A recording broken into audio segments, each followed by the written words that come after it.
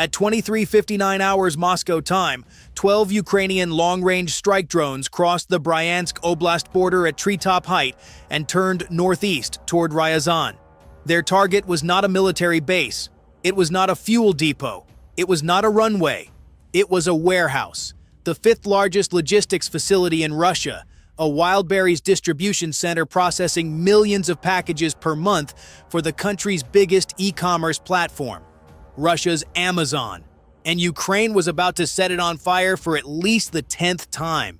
The facility sat 200 kilometers southeast of Moscow in the Ryazan industrial corridor, a sprawling complex of automated sorting lines, robotic storage systems, loading docks, and truck bays that handled everything from clothing and electronics to household goods and food shipments for tens of millions of Russian consumers. On any given night, the building held more commercial value under one roof than most military depots held in a year. Ukraine had not chosen this target because it was easy. Ryazan is deep inside Russia, well beyond the range of short-range drones, protected by layered air defense networks that had been reinforced after the earlier strikes. They chose it because hitting a Wildberries warehouse does something no military strike can do. It makes ordinary Russians feel the war every time a package doesn't arrive. But the formation heading northeast through the dark had a problem the planners couldn't fully solve in advance. After 9 previous attacks on Wildberries facilities across Russia, Moscow had begun positioning mobile air defense units along the approach corridors to the largest logistics centers.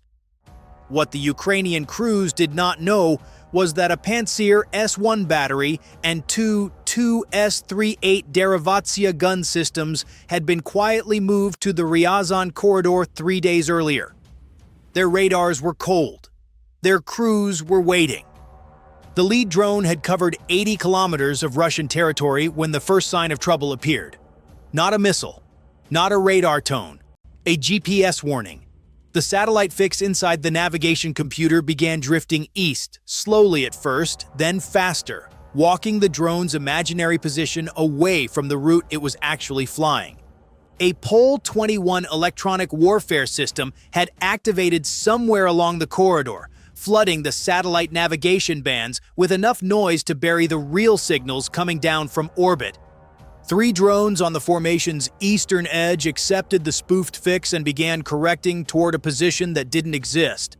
One drifted over a village, climbed slightly to clear a church steeple it couldn't see, and flew past its fuel margin over open farmland. It went down in a field without hitting anything useful. The second followed a false heading toward a river crossing 15 kilometers off course and ran out of fuel over water. The third corrected late, overcompensated, and clipped a power line at 120 feet. Its warhead detonated on impact, lighting up the countryside for half a second before the debris settled. 9 drones remained, and the 9 had already switched to the backup that no jammer could touch. Terrain image matching.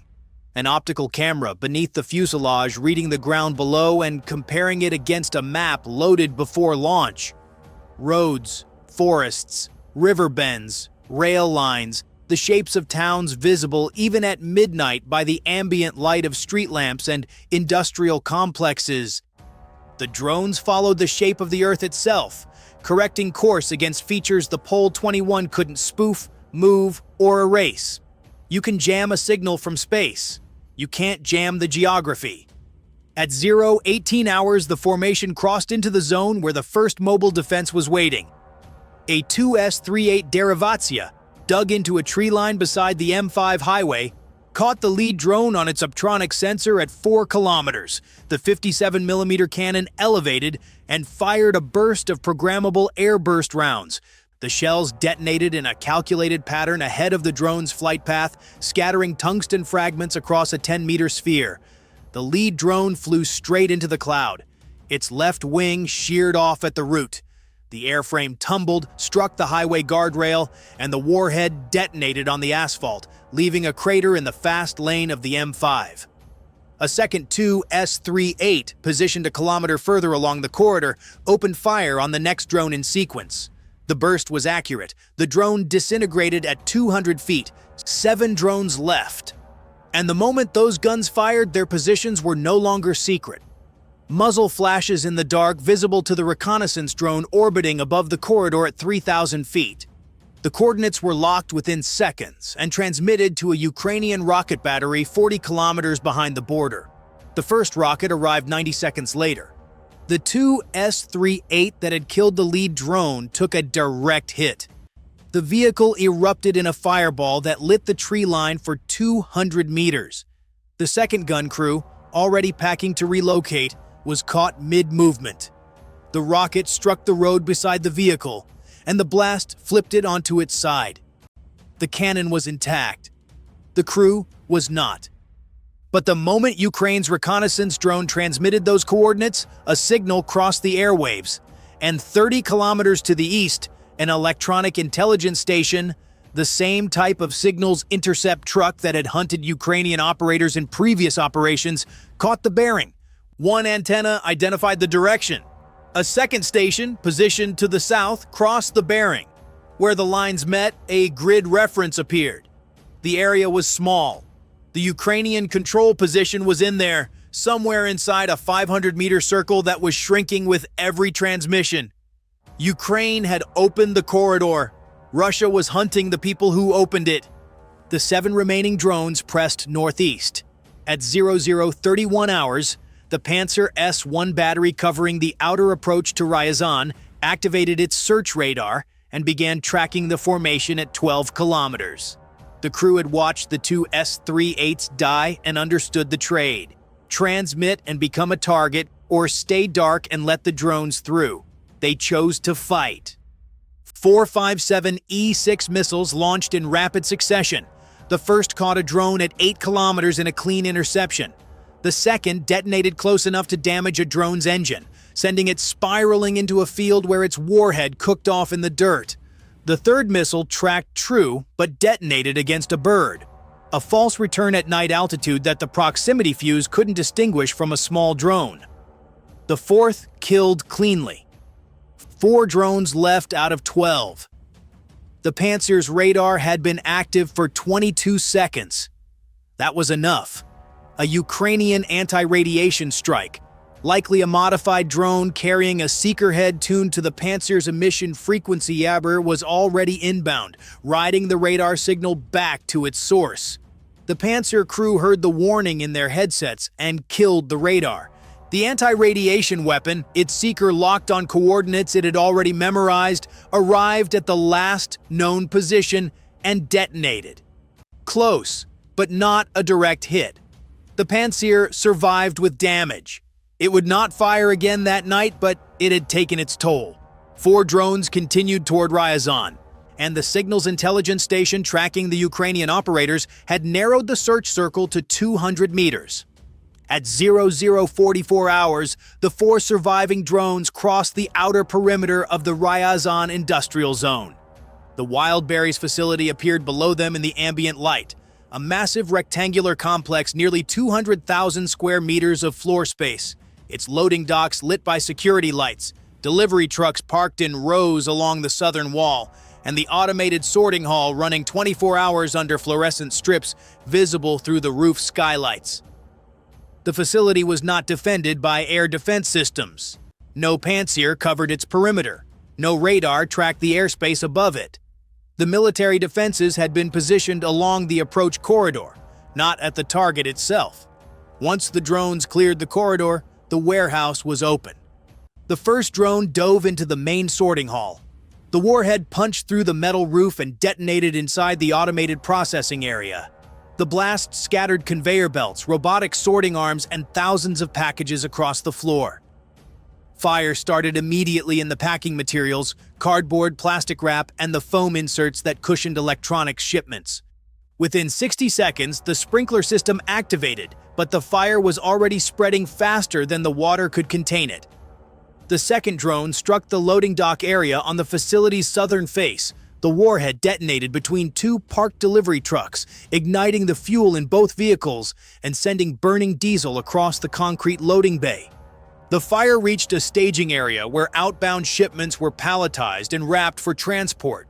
Plastic shrink wrap, Cardboard cartons and wooden pallets caught in a chain that climbed the stacked inventory and spread along the dock. The third drone hit the facility's power distribution center, the electrical infrastructure that kept the sorting machines running, the lights on, and the fire suppression system pressurized. The transformer bank erupted in a shower of sparks. The facility went dark. The sprinklers lost pressure. The automated sorting lines stopped. And the fires in the sorting hall and loading dock, no longer fighting water, began spreading unopposed.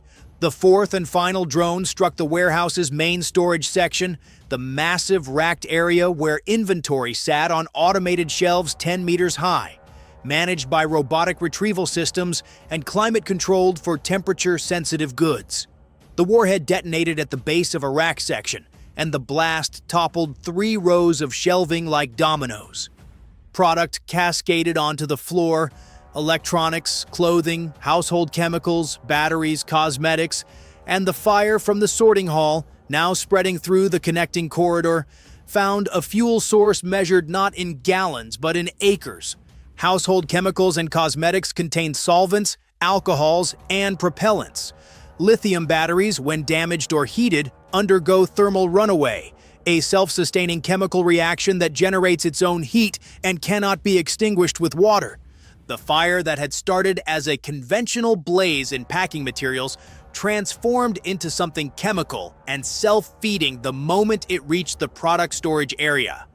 By 00:55 hours, the facility was burning across its full footprint. Emergency services from Ryazan responded within 20 minutes, but the scale of the fire exceeded anything a regional fire department was equipped to handle.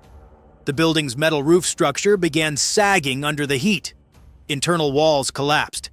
The smoke column, fed by burning plastics, solvents, and thousands of lithium cells in thermal runaway, climbed into the night sky thick enough to trigger air quality warnings in the surrounding district. 12 drones launched, 8 destroyed or lost across the approach corridor, to the Pole 21's GPS spoofing, to the 2 S-38 guns, to the Panzer S-1 battery. 4 reached the target, and 4 was enough to turn the 5th largest logistics facility in Russia into a fire that would burn through the night and into the next day. Back near the border, the signals intelligence hunt had reached its climax. Russian FPV drones, cheap quadcopters with warheads, launched toward the coordinates the intercept station had identified. The Ukrainian defensive layer activated. Jamming caught most of them. Interceptor drones knocked 2 more out of the sky. A net launcher snagged 150 meters from the position. 1 got through. A fiber-optic FPV trailing its unjammable cable dove toward the bunker entrance. A soldier with a shotgun caught it at 30 meters. A single shot that clipped the propeller assembly and sent the drone cartwheeling into the dirt. The warhead detonated in the open. Fragments peppered the bunker wall but didn't penetrate. The Ukrainian crews evacuated through the rear exit and scattered into the trees. Russian artillery arrived 90 seconds later, walking shells through the position they'd just left. The chairs were empty. The screens were dark. The mission was complete. Here's why hitting a Wildberries warehouse matters more than any individual military strike. First, this is economic warfare at the most visible level. When packages stop arriving, when order tracking shows facility damaged, when millions of consumers across Russia experience the war not as a news headline, but as a missing delivery. The conflict enters homes that military strikes never reach. A destroyed Panzer battery is a line item in a Defense Ministry report. A destroyed logistics center is an empty shelf in a living room. The political pressure those empty shelves create is something no air defense system can intercept. Second, this was the 10th attack on Wildberries facilities. Not the first, not a one-off, a campaign. Ukraine is systematically degrading Russia's domestic logistics infrastructure, facility by facility, forcing the company to disperse inventory, increase security costs, reroute shipments, and absorb losses that insurance increasingly won't cover. Each strike makes the next one more expensive for Russia to prevent and more disruptive when it succeeds. Third, every air defense asset Russia positions along the approach corridors to protect logistics centers is an asset pulled away from the front line. A Pantsir battery guarding a warehouse in Ryazan is a Pantsir battery not covering a command post in Donetsk. A 2S-38 sitting in a tree line beside the M5 highway is a 2S-38 not protecting a fuel depot in Luhansk. Ukraine's drone campaign doesn't just destroy targets. It forces Russia to defend everything everywhere all the time. And an army that tries to defend everything defends nothing. Destruction is burning a warehouse. Paralysis is burning the 10th warehouse and making the 11th, 12th, and 13th inevitable, until the cost of operating a logistics network inside Russia exceeds the cost of making peace. The smoke over Ryazan will clear. The warehouse will be rebuilt. The packages will eventually arrive. But the assumption that commerce inside Russia could continue undisturbed while Russian weapons fell on Ukrainian cities, that assumption burned with the sorting hall, and it is not coming back. If this analysis was worth your time, hit like, subscribe, and turn on notifications so the next one finds you. And tell me in the comments, do you think hitting civilian logistics infrastructure is a legitimate strategy that shortens the war, or does it cross a line that military targets don't? The answer might depend on which side of the border you're standing on. See you in the next one.